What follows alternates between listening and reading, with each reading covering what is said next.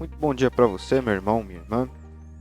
Nosso evangelho hoje está em Lucas, dos versículos 24 ao 30. É um diálogo que Jesus tem ali com os discípulos. Na realidade, logo após os discípulos de João Batista saírem de perto de Jesus, né? O João Batista ele pede que seus discípulos vão e perguntem a Jesus se ele é o enviado de Deus. E Jesus responde para eles, né? Olha, os leprosos são curados, os paralíticos andam, os cegos enxergam, os mortos são ressuscitados e os surdos ouvem, e os pobres recebem o evangelho. Felizes são as pessoas que não duvidam de mim. E quando eles vão embora, os discípulos de João ouvem essa resposta de Cristo, vão embora.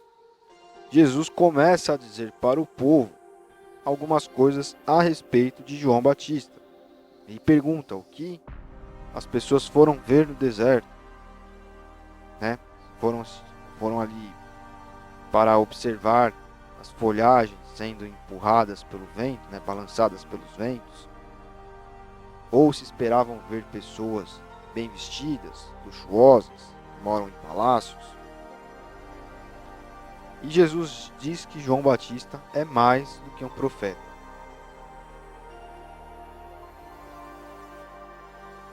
E aqui, na realidade, Jesus confirma que João Batista era aquela pessoa que viria da parte de Deus para anunciar ao povo, né, as pessoas ali da sua época, que Deus estava enviando o seu Messias, Deus estava promovendo a sua obra de salvação para que as pessoas começassem a se batizar para se purificarem de seus pecados e então aceitarem aquele Messias que viria para salvar, para redimir as pessoas. O João Batista ele aparece como profeta, como mensageiro, após cerca de 400 anos em que não apareciam mais profetas judeus ali, profetas na terra de Israel, falando as coisas da parte de Deus. E esse silêncio, né, esse período é chamado de período do silêncio, que compreende ali a página em branco da Bíblia, né, as pessoas falam, que é entre o Novo Testamento e o Antigo. Houve esse silêncio de Deus, não haviam profetas, formaram-se esses partidos, né, religiosos, como se fossem partidos religiosos, fariseus, saduceus, zelotes, entre outros, que estudavam as escrituras judaicas antigas e tratavam de explicar as doutrinas da religião de Deus, né, quem era a divindade, etc., para o povo.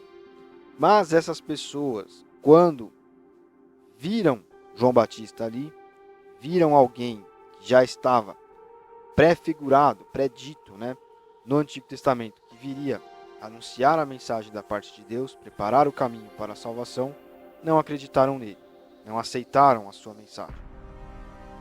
E isso é muito interessante, porque muitas pessoas que dizem estudar a Bíblia, dizem estudar o cristianismo, dizem serem intelectuais, estão presos a isso, né? Não vivem Cristo. As pessoas estão presas a simplesmente debaterem, fazerem debates a respeito das coisas.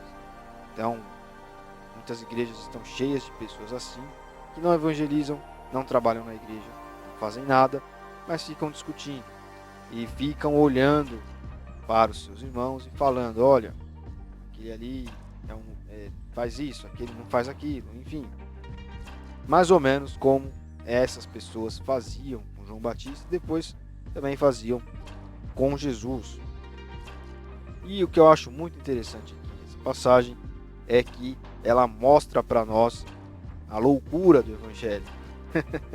Loucura porque assim, o Evangelho ele é contraditório.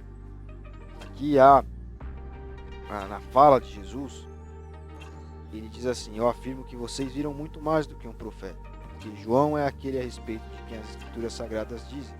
Aqui está o meu mensageiro, como eu estava dizendo, né? Eu enviarei adiante de você. Eu digo a vocês que de todos os homens que já nasceram, João é o maior. E aqui é a passagem que eu quero frisar. João é o maior. Eu digo a vocês que de todos os homens que já nasceram, João é o maior. Porém, quem é o menor no reino de Deus é maior do que ele. Jesus encerra essa passagem assim: e os pobres recebem o Evangelho. O Evangelho ele sempre foi a religião das pessoas marginalizadas, principalmente nesse começo aqui. Esses doentes eram curados, muitos deles, não todos, seguiam a Cristo. Os cristãos eram pobres, pessoas humildes, de poucas posses. Não que a igreja não tenha lugar para as pessoas que têm posses, mas o Evangelho, a palavra de João, a palavra de Jesus, alcançava ali os marginalizados da sociedade. E o pobre ele sempre foi e sempre será uma espécie de pessoa de segundo plano, marginalizado. E essa é uma loucura do Evangelho. O Evangelho ele é simples e ele é para pessoas simples. Nós devemos ser simples. Muitas vezes, como eu estava dizendo, essas pessoas que ficam com esses debates, estudam para mostrar para os outros que estudam, que sabem. Eu já convivi com pessoas assim, e é horrível você ter esse tipo de pessoa do seu lado, pessoa que estuda para esfregar na cara dos outros, que estuda para dizer que mesmo quando quer se passar por humilde, você percebe que há ali uma prepotência, uma arrogância. Deus não está com essas pessoas. Deus não está aí. O Evangelho não é isso. Por mais que nós estudemos, que nós saibamos muito, a nossa posição tem de ser uma posição de inferioridade, de igualdade com aqueles que precisam ser ensinados. Isso para aquelas pessoas que estão dedicadas a aprender e passar esse conhecimento, principalmente o conhecimento do Evangelho. Isso serve para qualquer coisa, mas principalmente para isso. E uma outra contradição, que tem até ligação com isso, é que Jesus fala no versículo 28. Eu digo a vocês que de todos os homens que já nasceram, João é o maior. Porém, quem é o menor no reino de Deus é maior do que ele. Ou seja, João é o maior, mas ao mesmo tempo, os menores ainda são maiores do que ele. Então isso é muito interessante porque mostra que realmente o reino de Deus é das pessoas humildes. Humilde não é só ser pobre. Nós ligamos muito a humildade a isso. Aquele cara só tem uma jaqueta, um terno surrado. Ele é uma pessoa humilde. Não. A humildade é algo que vem de dentro para fora. É algo que aflora de nós. Não é algo que vem de fora para dentro. Não é porque eu só tenho um terno surrado, um sapato furado, que eu sou humilde. Humilde é um estado de espírito, de consciência. É uma forma de ser. E o reino de Deus é daqueles que servem. E os que servem são os maiores. Os que servem a Deus, os que fazem as coisas na igreja. Que fazem com que a igreja ela caminhe. Muitas vezes nós olhamos para o lado e as pessoas falam, não, eu estou com você. Eu vou com você até o fim. Conta comigo. Isso principalmente para quem é líder. Isso aqui será uma passagem para a liderança de ministérios de igreja assim, maravilhosa. E quando você olha para o lado, aquela pessoa que te garantiu que estaria com você, não está mais. Já abandonou o barco. Por quê? Porque não entendeu que o serviço no reino de Deus está reservado para os maiores. Os maiores são os que servem. E os humildes que seguem a Cristo são muito maiores do que João Batista, que, como Jesus fala, pregou, que foi famoso, está aqui descrito na Bíblia, era conhecido inclusive das autoridades. João Batista fala para Herodes os erros dele, dá a entender até que ele era uma espécie de conselheiro. Herodes tinha um respeito por João Batista. Ele manda matar João Batista por uma promessa que ele faz para uma esposa dele, para uma amante dele, mas depois o próprio relato bíblico diz que ele faz isso com remorso. Ele levava broncas, como nós diríamos hoje, de João Batista, mas ele reconhecia ali a autoridade naquele homem. Mesmo assim, nós, pequeninos, que servimos em nossas igrejas, fazemos as coisas para Deus, somos no reino de Deus mais importantes do que João Batista. Esse trecho aqui, ele é importantíssimo para nos ensinar sobre humildade.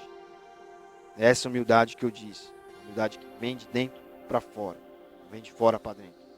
Por isso que sempre que nós nos defrontarmos com pessoas que ou não fazem nada na igreja, não servem, ou são pessoas arrogantes, orgulhosas, nós devemos ter piedade dessas pessoas e orar para que elas entendam de fato essa lógica do reino de Deus, essa lógica do evangelho, onde o maior, na verdade, é o menor, e o menor é o maior.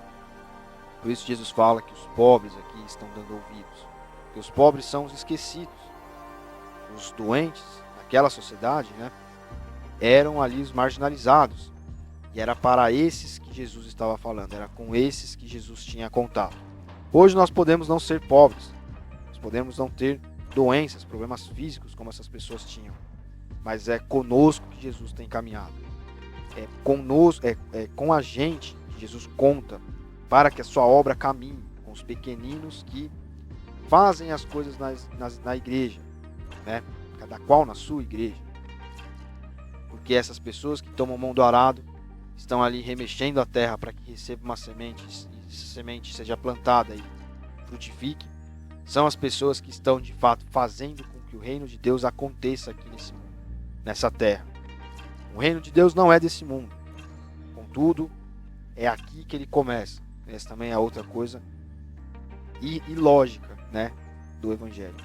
O reino de Deus não é deste mundo, mas a igreja está aqui para plantar este reino neste mundo aqui. Então, que essa lição de hoje, esse trecho de hoje, melhor dizendo, sirva-nos como lição, para que nós possamos ter firmeza em Cristo, mesmo quando as pessoas nos abandonarem, quando as pessoas nos humilharem, que nós saibamos que nós somos os pequeninos com quem Jesus conta para fazer a obra acontecer e que somos, por isso, mais importantes do que até mesmo João Batista, um mensageiro de Deus que veio antes de Cristo preparando ali as pessoas para receberem a salvação, instruindo as pessoas antes de Cristo, que não foi reconhecido pelos chefes da sua época, os chefes religiosos da sua época, que era assim, um sujeito que vivia isolado dos outros, era um sujeito que vivia mal vestido, por assim dizer, mas que ainda assim nós somos mais importantes do que ele, que foi um profeta que veio preparando o terreno, digamos assim, preparando ali a ocasião para o aparecimento de Jesus. Nós estejamos firmes nessa palavra aqui. Nós somos os pequeninos humildes de Cristo. Ele conta conosco para que as coisas aconteçam nas nossas igrejas, neste mundo aqui, para que a palavra transforme as pessoas, transforme nossa nação, nosso tempo, nossa época e chegue aos confins aqui deste mundo. Nós somos os menores, mas somos ao mesmo tempo os maiores. Você é maior no reino de Deus quando você está servindo na sua igreja, quando você está se colocando à disposição de Jesus para trabalhar. Deus te abençoe. Até amanhã.